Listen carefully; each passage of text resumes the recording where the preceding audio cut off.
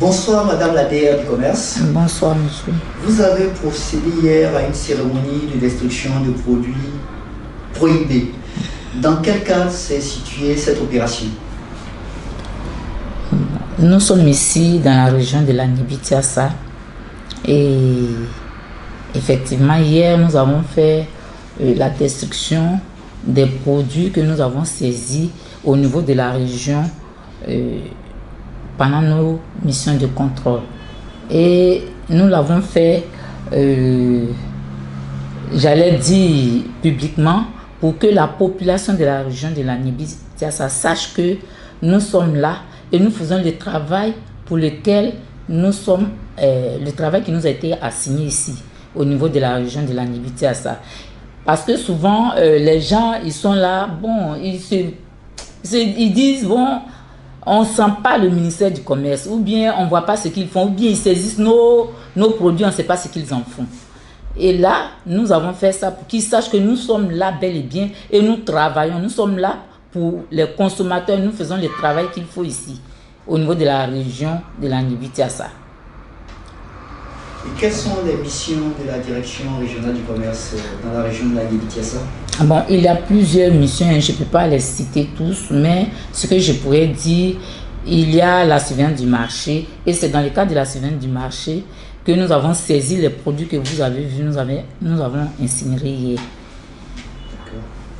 Il y a plusieurs, hein. Il y a le recouvrement, et puis bon, et là, la surveillance du marché, c'est, on a fait ça, les produits qui ont été saisis, c'est au niveau de la répression des fraudes. Sinon, il y a plusieurs missions. Nous avons plusieurs missions ici. Donc, si je comprends bien, oui. La mission d'hier, l'opération d'hier, c'est la répression des fraudes, c'est ça? Oui, dans le cadre de la... Bon, en fait, c'est la surveillance du marché, mais c'est la répression des fraudes, la surveillance du marché.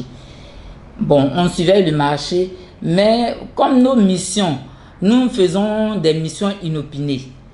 Et quand c'est comme ça, lorsqu'on découvre une infraction, on ne prévient pas, bien entendu, les missions inopinées, on ne prévient pas. On découvre une infraction, on fait ce qu'il faut. Le procès verbal, et puis, bon, s'il y a lieu de saisir une marchandise, on la saisit. Par exemple, si nous découvrons des produits périmés qui ne sont plus consommables, alors nous allons retirer ces produits-là du marché. Et ça fait partie, par exemple, ces produits périmés aussi faisaient partie du lot que nous avons détruit hier. Vous voyez. Pourrait-on avoir une idée du tonnage et de la valeur des produits saisis? Oui, les produits que nous avons saisis, nous avons fait un calcul et ça nous a donné, bon, j'allais dire exactement 6 tonnes, 190 kg, 71 grammes. On pourrait arrondir cela à... Bon, à 7 tonnes. Bon, moi j'ai dit 6 tonnes 200. Hein. Bon, maintenant si on veut un chiffre, bon, 7 tonnes. Okay. D'une valeur de? D'une valeur de 4 millions, plus précisément, je crois 876. 4 876 685 francs. Donc environ 5 millions. Sur quelle période s'est étendue la saisie de ces produits? Bon, la période, c'est depuis le 1er janvier 2019 et jusqu'au 18 septembre 2020. Quelles sont les sanctions encourues par les contrevenants à la réglementation en vigueur en matière de surveillance du territoire? Bon, il y a plusieurs sanctions, mais concernant la destruction des produits, là, c'est la loi numéro 2016-410 du 15 juin 2016 relative à la répression des fraudes et des falsifications en matière de vente ou des biens.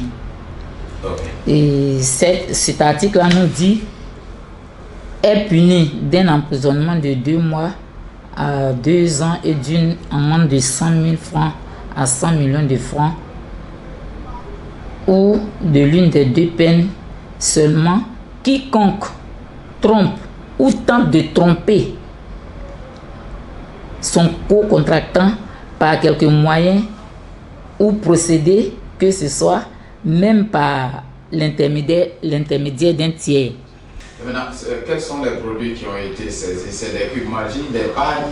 Bon, il n'y a pas de pagne, je peux vous dire tout à l'heure, tout de suite qu'il n'y a pas de pagne, mais vous dites les cubes magiques, oui, c'est les produits d'assaisonnement, il y en a eu. Et puis bon, il y a eu des huiles, hein, des savons, des pâtes dentifrice, des allumettes dont la vente est interdite ici en Côte d'Ivoire. Il y a des cigarettes aussi, et puis des sucreries, des limonades aussi.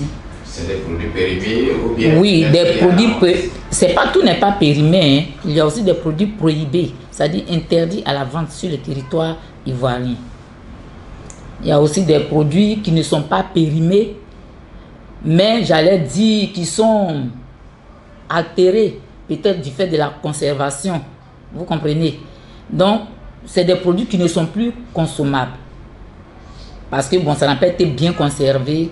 Je peux vous dire quelque chose. Une fois, moi-même, j'ai acheté, quand j'étais à Divo, j'ai acheté une fois une bouteille de mayonnaise.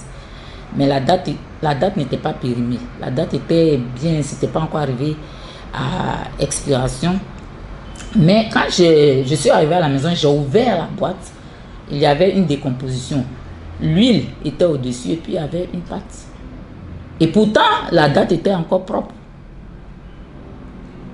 Donc c'est un produit qui n'était pas consommable. J'ai retourné la bouteille. Ce que vous nous dites, le consommateur doit-il s'inquiéter? Et quelles dispositions doit-il prendre pour ne pas être victime de ce type de produit? Bon, j'allais dire que le consommateur ne doit pas s'inquiéter parce que nous, on fait notre travail. Mais ça n'empêche pas, lui, à son tour, avant d'acheter un produit, de vérifier la date de consommation. Voilà. Comment vérifier la date d'un produit? Ben, c'est écrit sur l'étiquetage.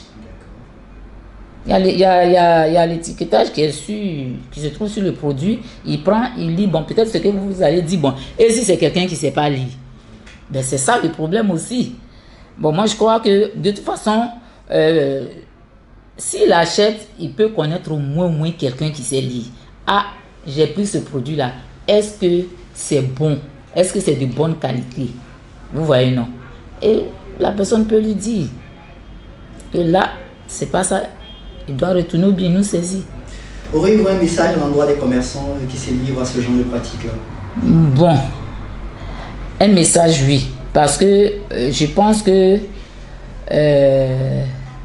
ils ont, j'allais dire, aussi, je ne sais pas si ça sera bien dit, ça va de leur publicité. Hein. Parce que si tu vends des produits périmés, sache que les gens ne vont pas acheter, puis tu t'exposes aussi à la réglementation commerciale.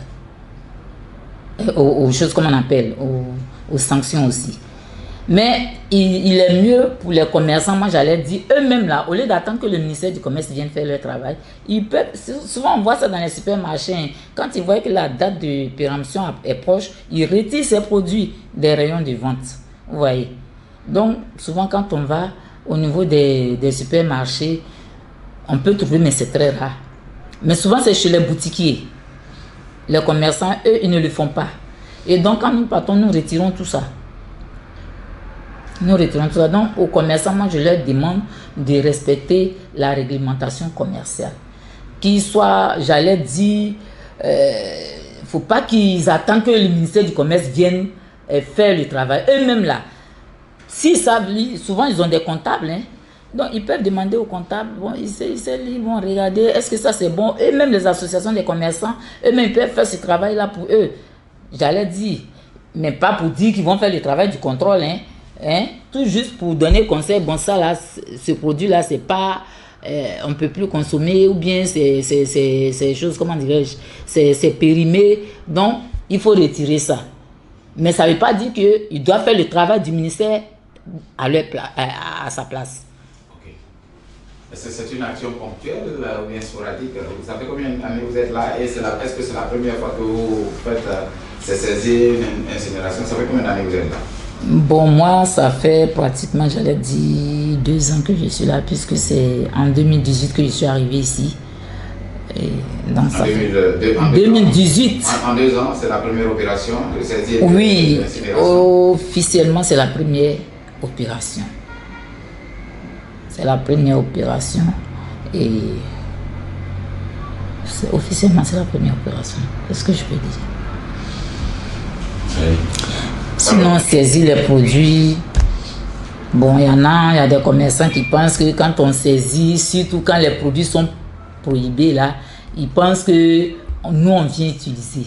C'est pas, on n'utilise pas, on garde et puis on fait le point. De toute façon, on envoie chaque fin de semaine, on fait la saisie, on fait le point de nos saisies et on envoie au ministère. Hein. Donc, eux aussi suivent les saisies qu'on fait. Je vais dire la direction au ministère Abidjan là-bas. Ils suivent. On peut dire que le ministère du Commerce travaille. Bien sûr, on travaille. À preuve, c'est une des preuves. Hein. C'est une des preuves, la destruction des produits que nous avons. Merci à vous, madame. Tout le plaisir a été pour nous. Merci beaucoup à vous. Merci.